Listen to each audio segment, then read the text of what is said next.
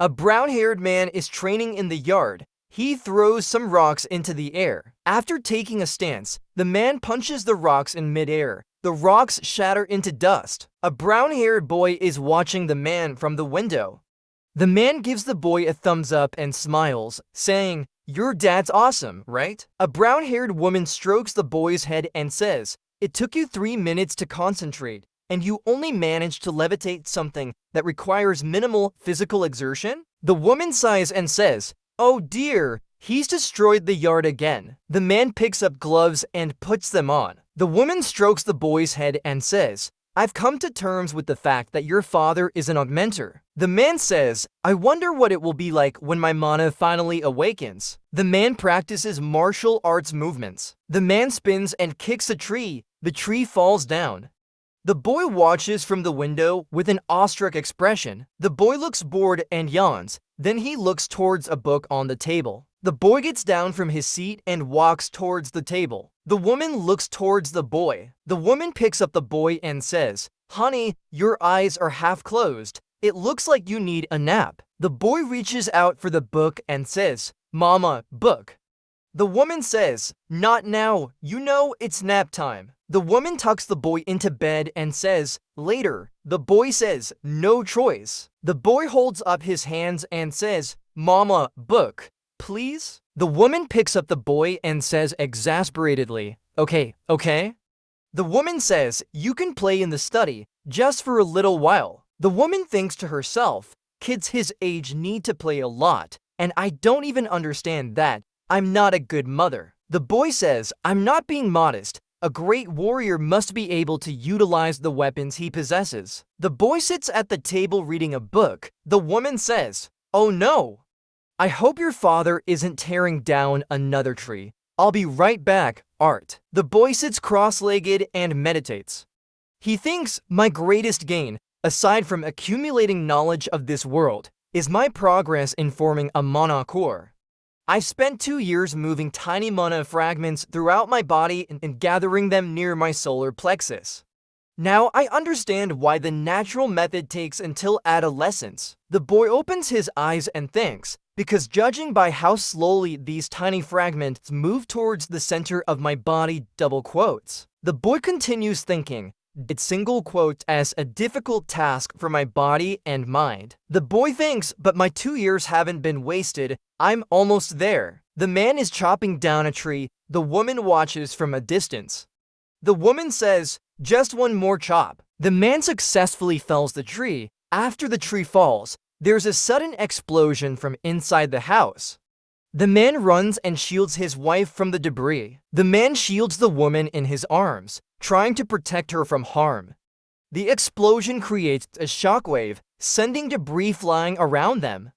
The sound of the explosion echoes in the air. The man, with wounds on his body, still holds the woman tightly. He asks in a worried voice, "Honey, are you okay?" The woman, pale and in shock, remains silent. Suddenly, the woman comes to her senses and points towards the rubble. Art is still in there. The man's face turns to panic. With great speed, the man runs back towards the ruins. He pushes and pulls at the debris with all his might. A wooden beam almost falls on him, but he manages to hold it back with his hands. Breathless, the man tries to catch his breath. Suddenly, the woman shouts, "Reynold, what's wrong? You've got to be kidding. He's not even 3 yet." His voice is filled with grief. But he's already amidst the rubble. A small child sits cross-legged, looking calm and peaceful. Reynold and the woman stare at the child in disbelief. Art stands up and steps onto the debris. "Wow, I feel great," he exclaims. "So this is what it feels like to have a mana core." He stretches his arms. Even the trees look greener. Suddenly, Art notices his surroundings, trees. He asks, confused. He looks at the destruction around him. What happened? The woman asks worriedly, "Were we attacked?" The scene shifts to a flashback of Art's life. The house was finished being built at the end of last year. My mom also taught me how to read and write. I've also learned basic mana manipulation and augmentation.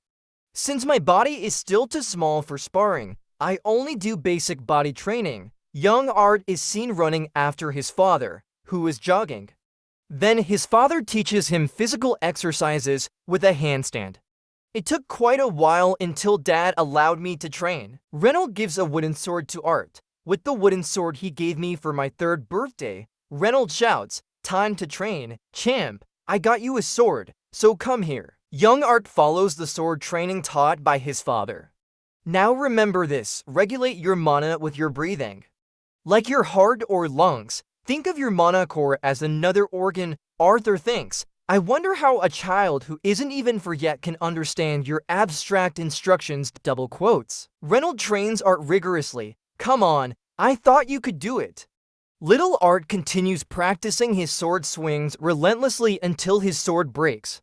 He didn't let me rest until I got it right. After the exhausting training, he asks his father, "May I go study now?" Reynold replies gently, "Why yes, of course, Art." Little Art sits cross-legged on his bed, thinking about the lessons his mother gave him about the mana core. In this world, strength is determined by the color of your mana core.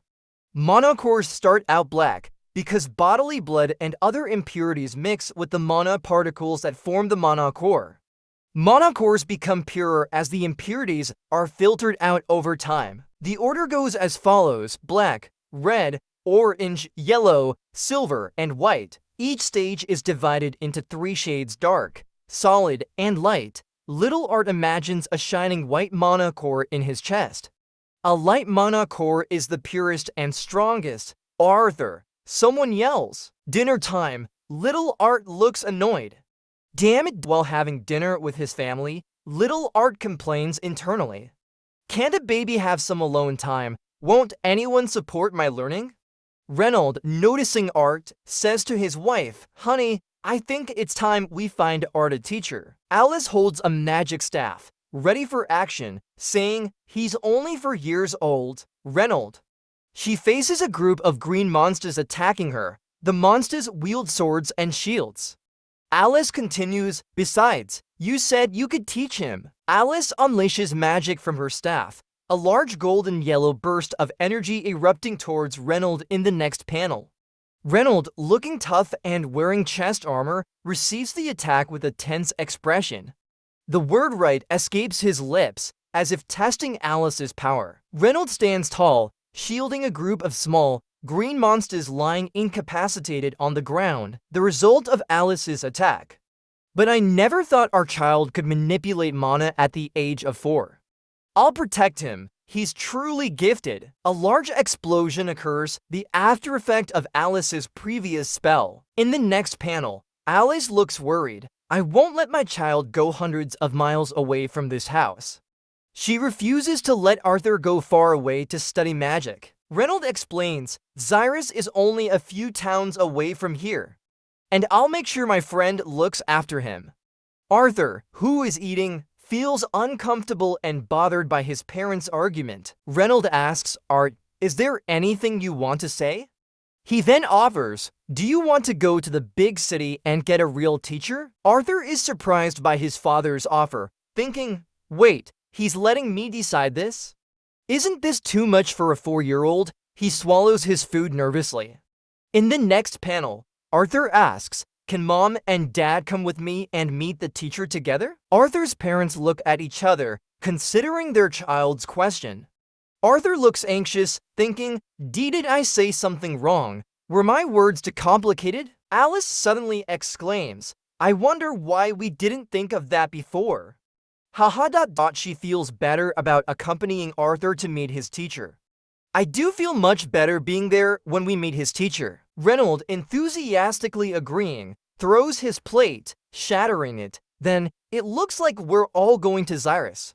The narration continues, and then, I was surprised to hear that my parents were already preparing to go on a 3-week journey. Arthur reads a book in bed, feeling like he's seen it before. Alice watches him. Alice comforts Arthur. "I know, honey, I hate rushing like this too." She explains, but Mom and Dad's old friends from the Twin Horns happen to be on their way to Xyrus too. So they'll be taking us with them. Your father is with them right now. Alice says, "Don't let me catch you reading anymore." You can bring some books for the trip tomorrow. So go to sleep. Arthur replies, okay, Mom. Good night. Alice replies, sweet dreams, honey. Arthur monologues internally, pondering the twin horns. I know the twin horns have been around this area for a while. They even helped rebuild our house when they had the time. From what I've heard, they have 2 conjurers and 3 augmenters. They're always there when we need help. I finally came to this village, in this peaceful town. Now it's time to see what the world is really like. The next day, Arthur, Alice, and Reynold leave their home in the mountains. They walk down a path. They meet the Twin Horns group. Reynold thanks them. Once again, I thank you for taking us on your journey. He then says, fellas, I want you all to meet my son. Reynold says to Arthur, Arthur, introduce yourself. Arthur introduces himself. Hello, my name is Arthur Lewin.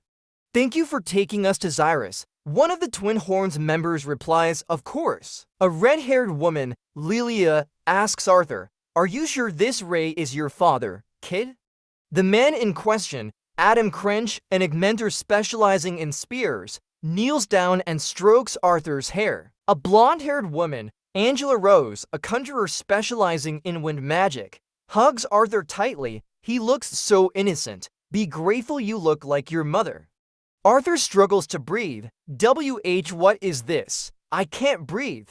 Reynold scolds Angela. Angela, you're hurting him. A large man, Durden Walker, a conjurer specializing in earth magic, takes Arthur from Angela and pats his head gently. He also introduces Arthur to a dog. Arthur glances at a black-haired girl, Jasmine Flamesworth, an augmenter specializing in dual daggers, who only gives a small nod.